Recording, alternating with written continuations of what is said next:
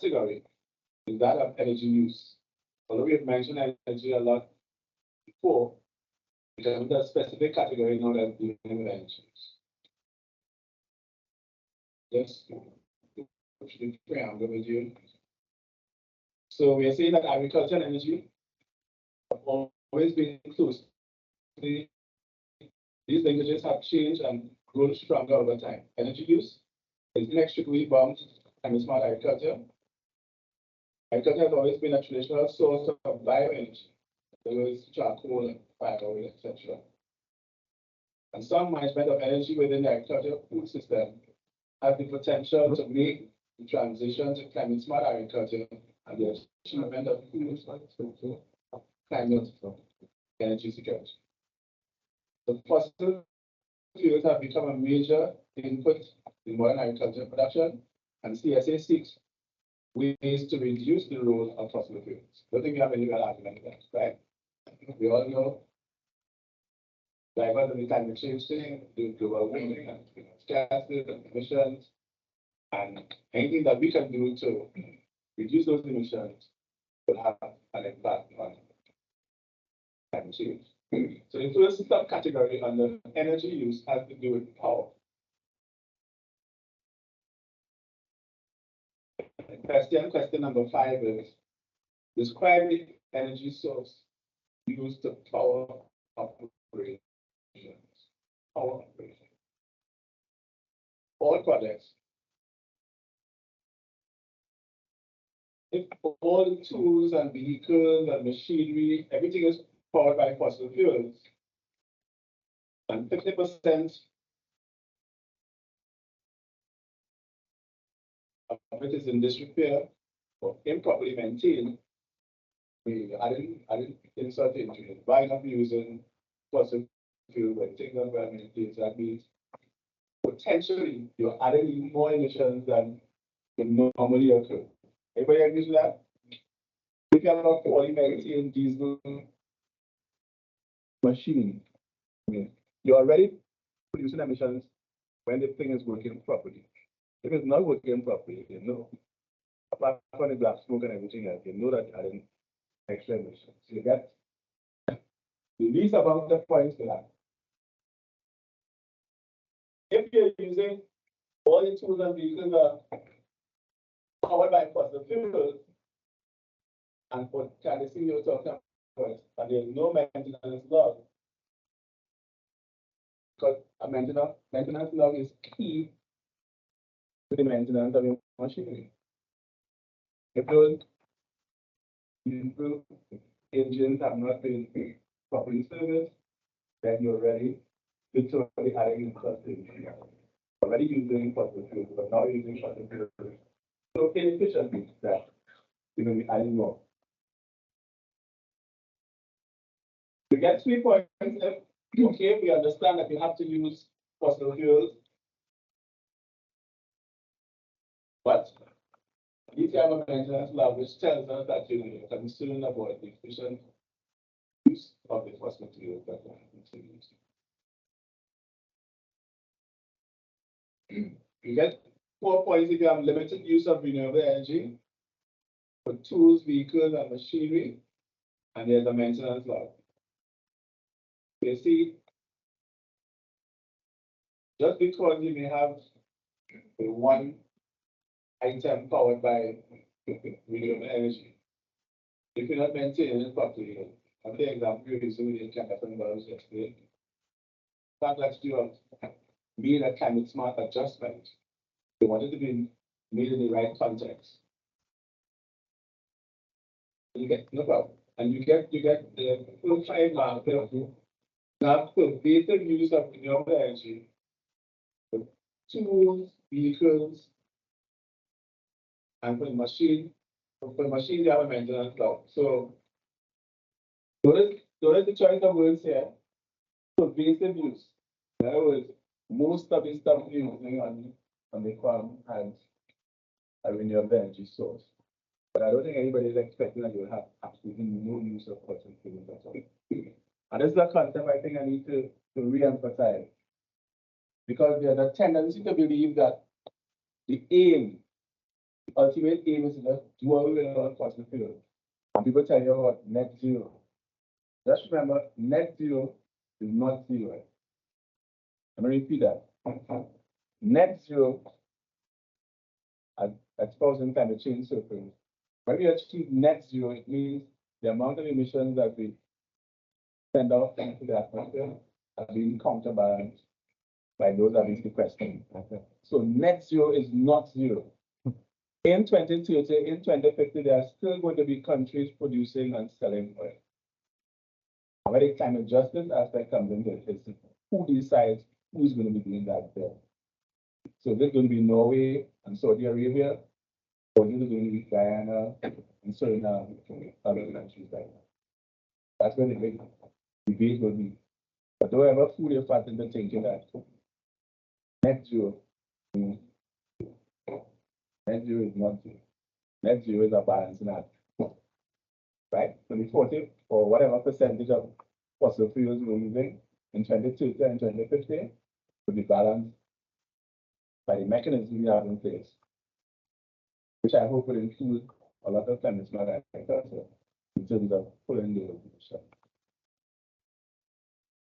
That factor, any points of controversy, anybody that didn't agree with that or doesn't agree with that, or didn't do that, or hadn't do that, to be all very informed. All right, so that, remember this is under all projects, so it's a very easy one to describe the maps to.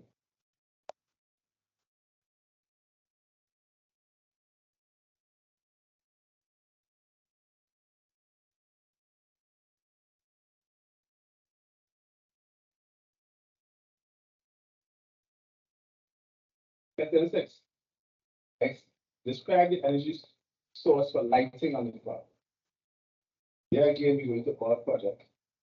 But although things like open range livestock doesn't tend to have a lighting component as such. But nowadays with security lighting and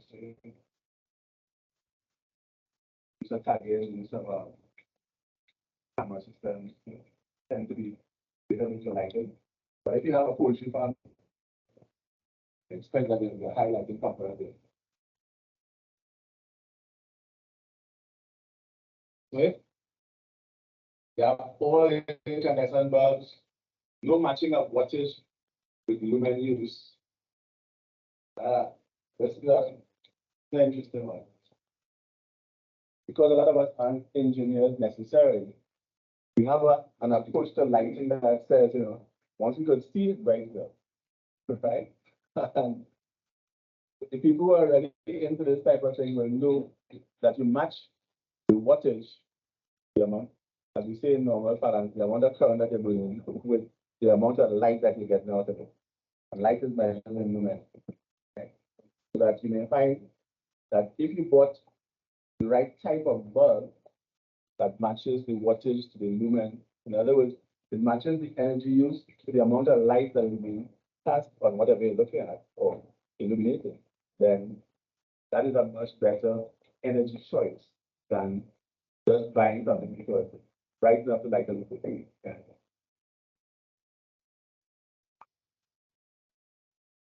If you're using all incandescent bulbs, no matching of wattage for lumen by purpose, and the period of operation is determined by ambient light conditions, then you get an extra point for that. You get 2 points for that.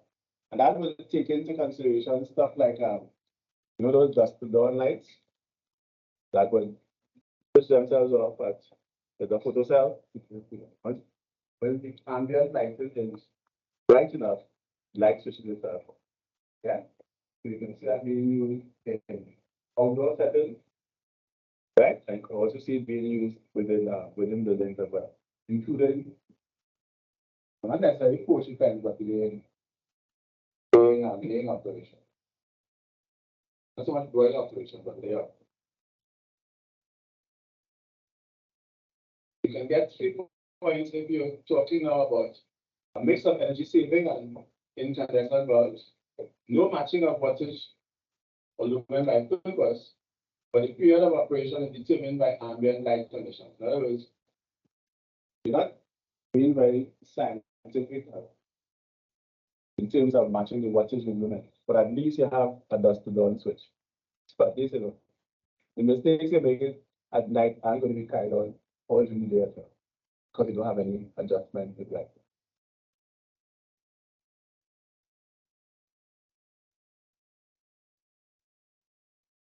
Like you get a good reason if all energy saving bulbs,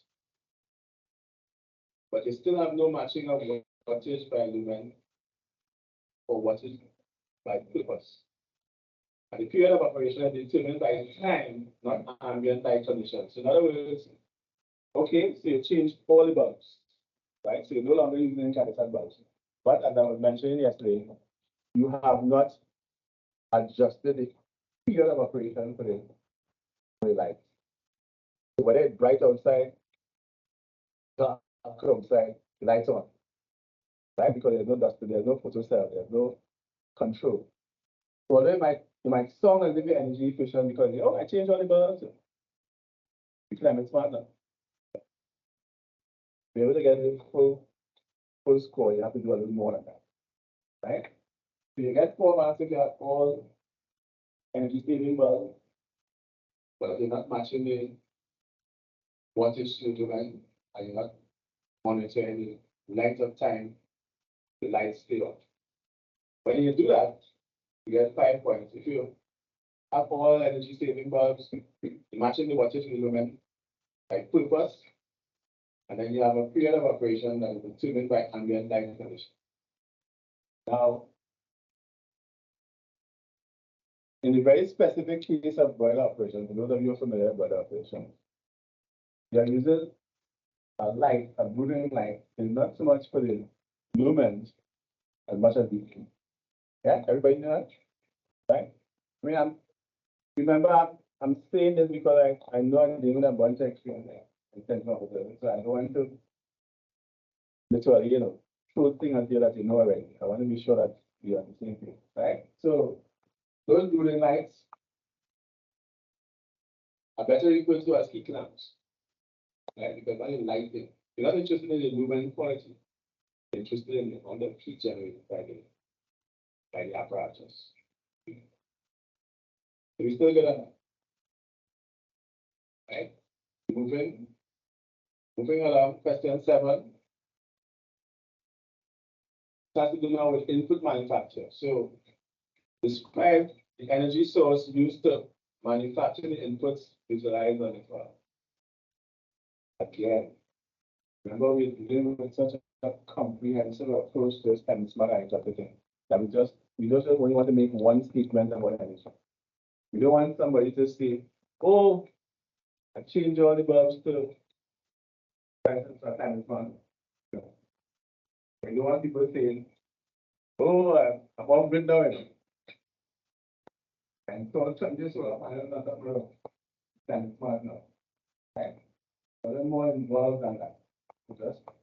Just those individual acts. Don't tell me that you're bought into the approach. I want to use that word again. And smart director is an approach. It's a way of operating. It is not a set of discrete practices. Right? That is why when we're allocating the scores, we are taking into consideration how well this person, this entity, this process is looking at the full significance of smart director. So now, taking question 7 on a open range livestock setting, we have fossil fuel-based production, transportation, storage, and processing of the feed, the veterinary products. Yeah. And when I was talking about pork farm, sourcing of organic material, remember that came up, so these animals are being fed material produced by agriculture. I mean, we haven't even started to talk about antibiotic resistance and how that can be transferred to the human health, etc. We get in there. And if the pesticides, of course, are being made from fossil fuels, the fence posts, the wire, the water is treated and pumped to access areas. All of these are, remember, these are the inputs that use them. And we want to be sure that we understand where all these inputs are coming from and what is the energy budget that is going. How much energy you're using, do all of that. Okay? Not only how much, what is the source. So you get a marking, a fair marking of 2. If you have fossil fuel based production, transportation, storage, and processing of your feedstuffs, your veterinary products, fence posts and wires, right? But not including the water and soil that's used. You get an average rating of 3. If you're still using fossil fuel based production of feed, veterinary products, fence posts and wire, etc. But again, you're not using the pesticides and so in the fossil fuel. You get a good rating if you're using living fence posts. If there was severe and some of these naturally occurring plant. If you're using naturally occurring forage, fossil fuel based production of veterinary products is the only real link you have to the whole fossil fuel industry. You get an excellent reason if you have no external inputs used, right? The veterinary preparations are made on farm with naturally occurring plant extracts in it. So you're warming your animals yourself, with those kinds of things, as opposed to buying fossil fuel utilized manufactured products. Am I making that? Good. Boy, I think after break, free lunch, not in buying. That's a good thing. So, yes or no? Are you with me? Yes or no? I will be yes or no. That's the okay, right? That helps. We don't have any. So if the livestock is buying that's digest, introduce the light for the farm. What customer is that?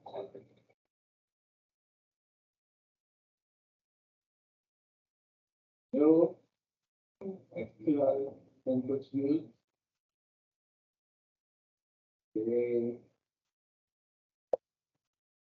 So it will be more than 4 because here using particularly production of veterinary products. I think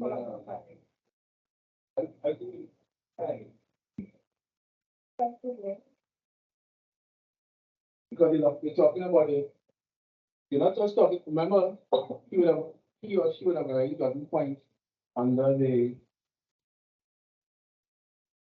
energy user.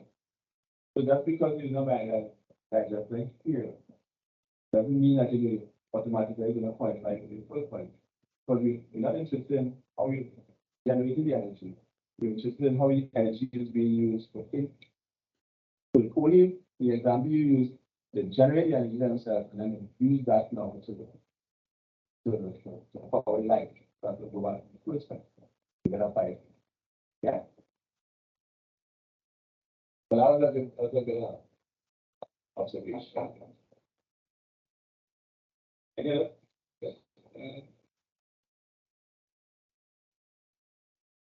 that was 7, sorry, that was 7.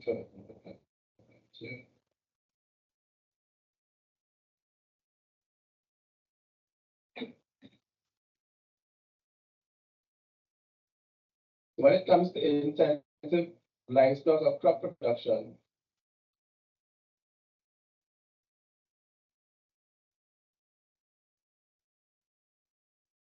then the feed, the fertilizer, the steel superstructures, the sheeting, the agrochemicals, everything is from fossil fuel based industrial processes, and the water is treated and pumped from source. And you only get one. Remember, we're talking about inputs used there. When you make it a row cover, if you need a row cover and you're using steel instead of like the bamboo, then you're supposed to be able to differentiate the level of concern about energy use in terms of the score.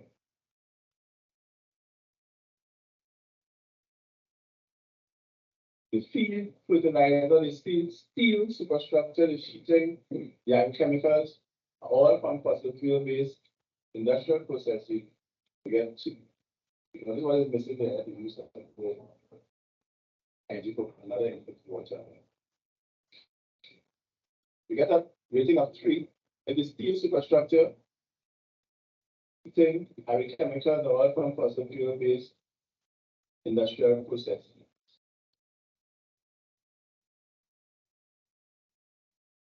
This one is missing there, 350. We get a good rating in the steel superstructure sheeting made from fossil fuel based industrial processes. What's missing there is the agrochemical.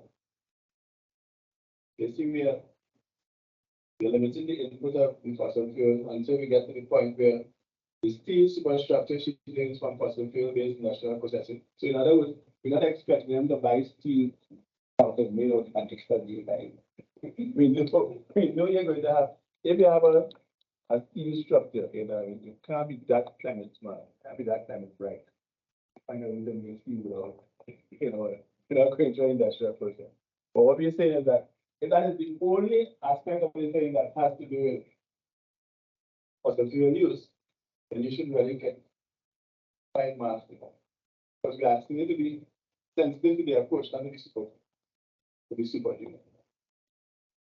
So if the steel superstructure is from fossil fuel-based industrial processes, and all the other inputs are sourced on farm or sourced locally, then you get 5 marks. Get the full 5 points. See your concerns there. How can it be?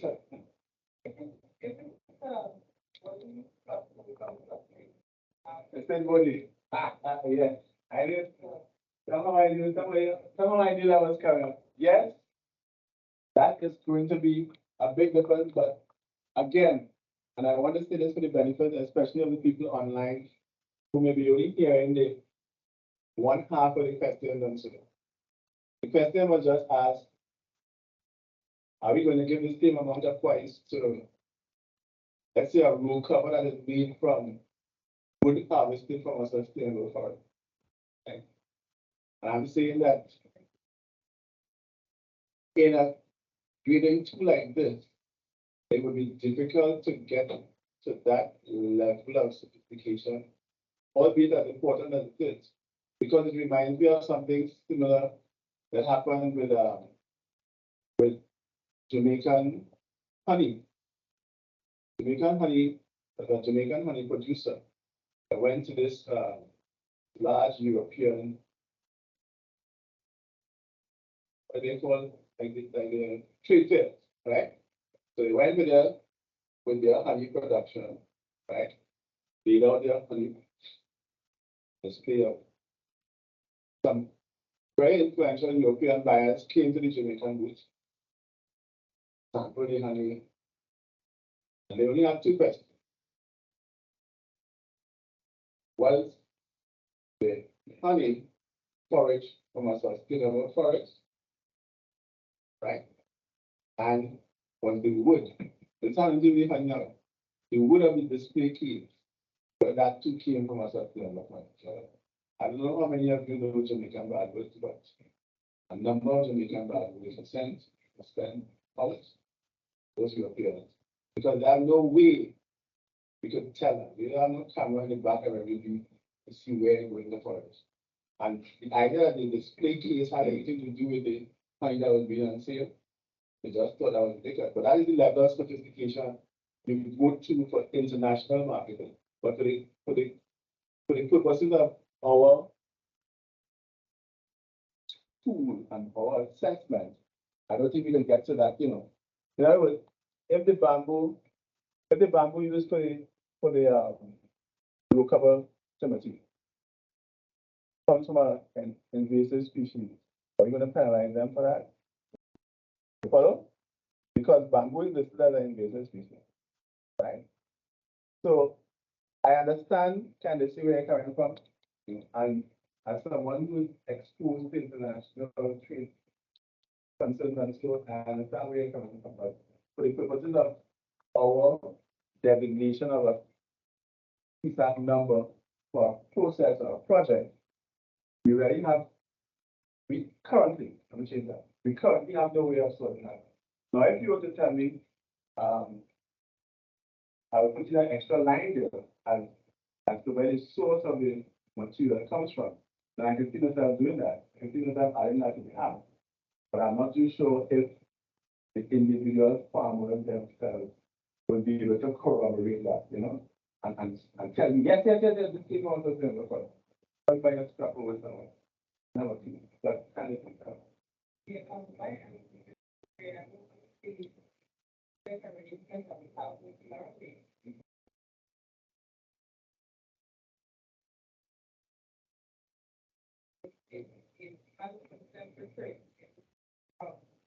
forest, they don't, and that's the one.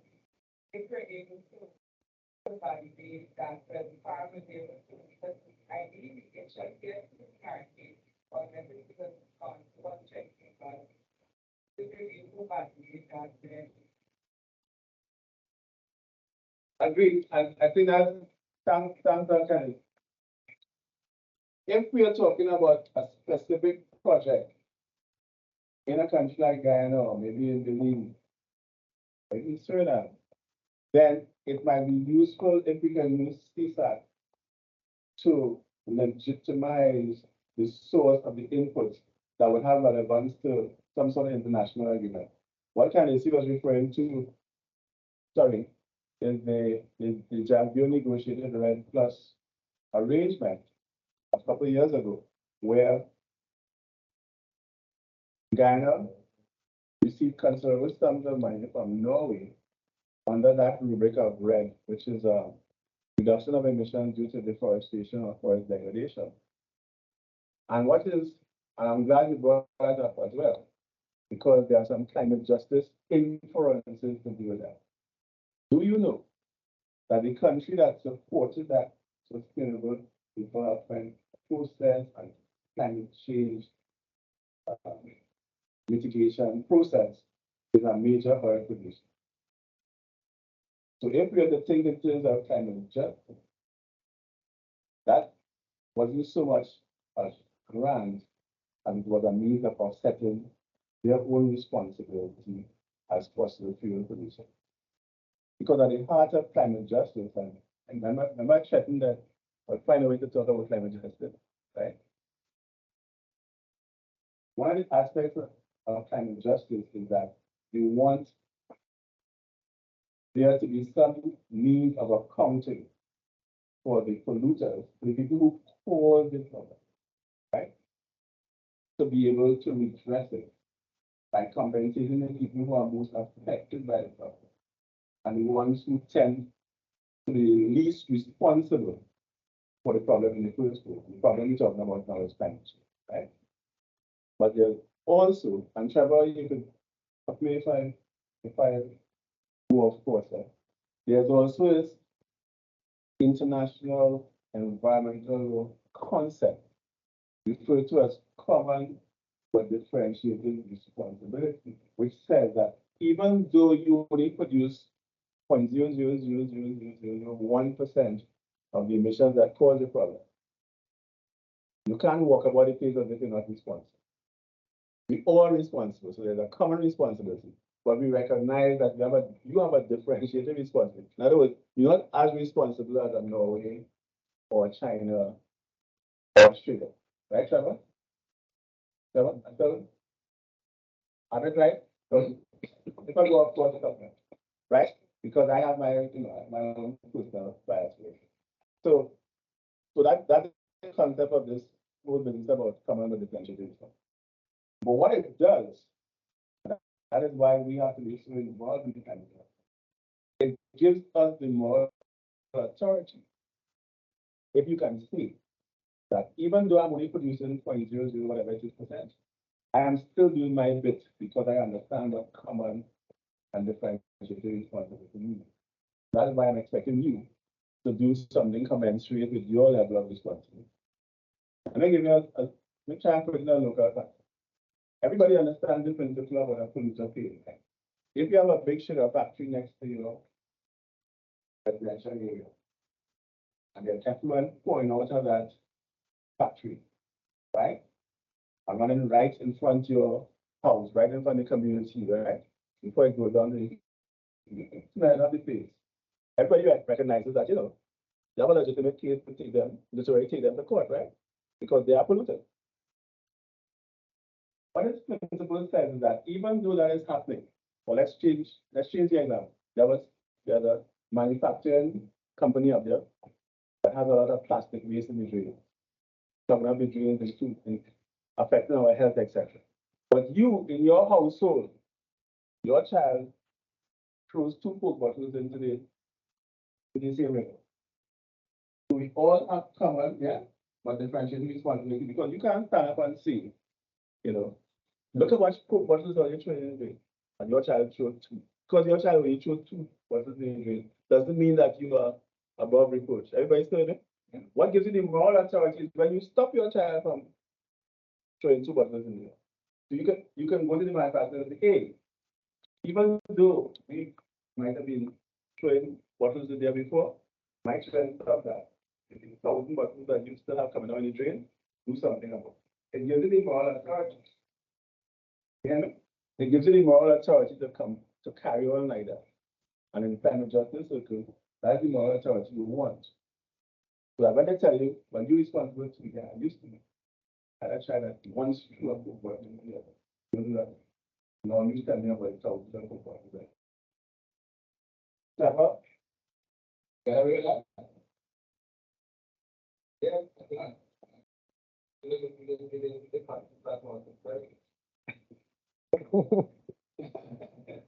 But it's one the great.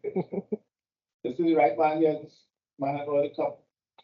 Meetings, so conversely party meetings. At the time, if you ever had any question on climate justice and reparative justice or distributive justice or restorative justice, all I would see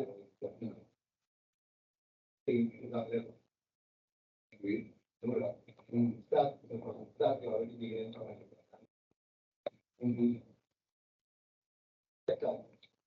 Question that is being treated is that very for what I get. And we're not really entitled to it. We're not entitled to it. We're not entitled. In other words, and you see the use of the word grant. Whenever I hear grant, I get very upset in climate change. It's not a grant. This is what we were awarded because we technically took it to court. And only because we took it to court that you get anything in the first place. And then, as on that topic now, let me explain to you why I have some questions about this climate smart agriculture thing. This climate smart agriculture thing has an impact in terms of climate justice because we are not using a tool developed by a polluter to help us clear up the problem. You listen to me? We are not. The most insane thing about climate justice is this example. You're walking down the road, mind your own business.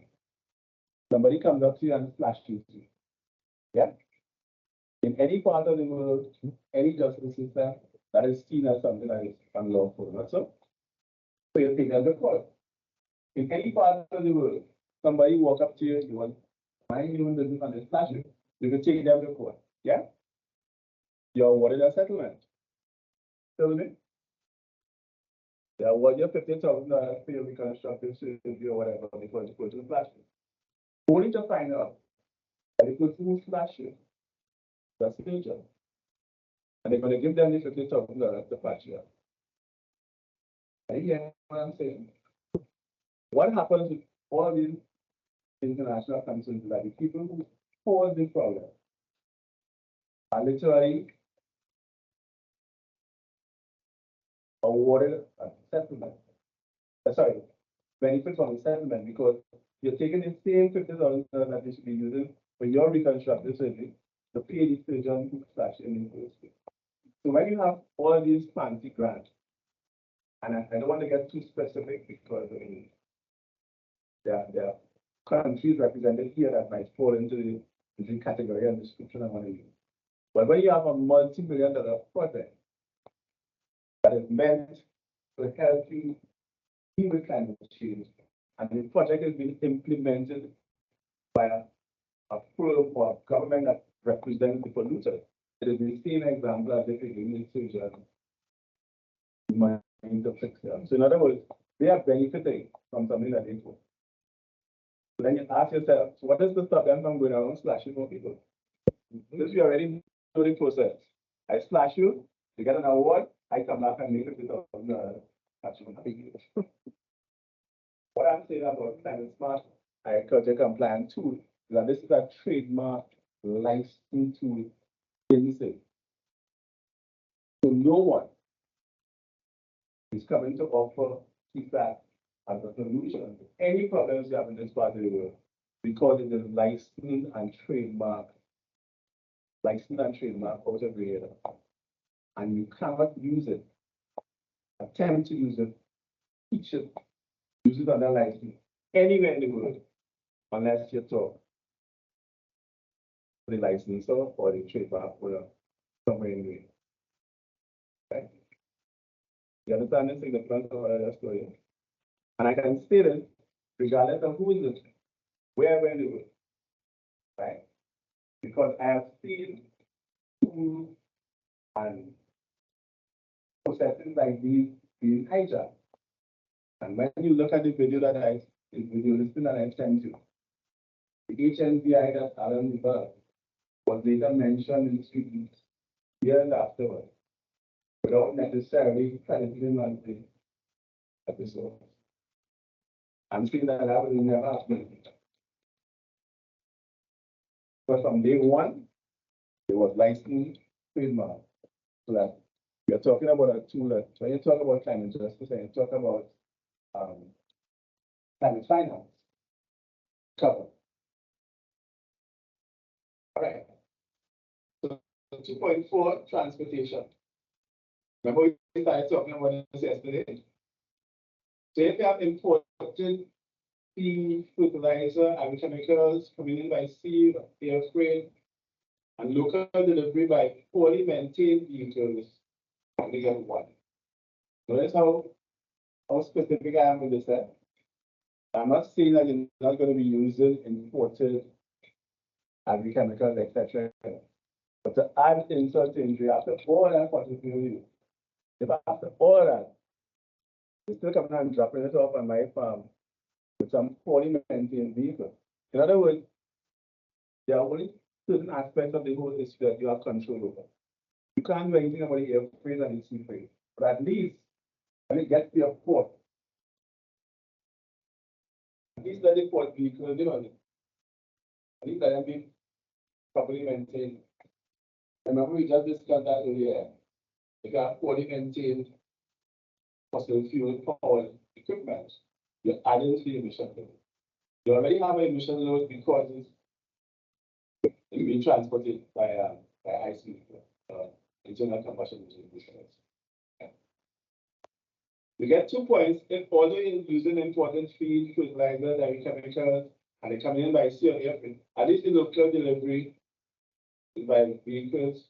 The local vehicles are by vehicles using fossil fuel, but you don't have that non-maintenance issue to do. You get average, you get a 3 rating if the feed, fertilizers, agrochemicals are locally delivered by vehicles using fossil fuel. Let's leave out some of the carbon footprint of the energy shop. And then you get 4 points in the feed, fertilizers, agrochemicals, and local delivery hybrid vehicles. And of course, this one is a very difficult one to get. The feed, fertilizers, agrochemicals, local delivery by vehicles using renewable energy, as opposed to hybrid vehicles. And obviously, there's certain differences for the gradation in the banks.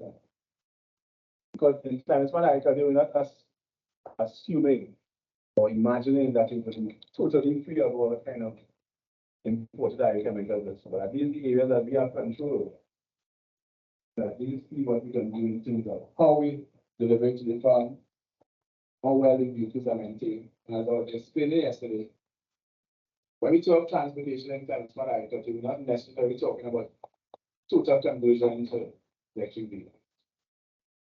More appropriate use of ICE vehicles will have tremendous savings in terms of the carbon footprint of your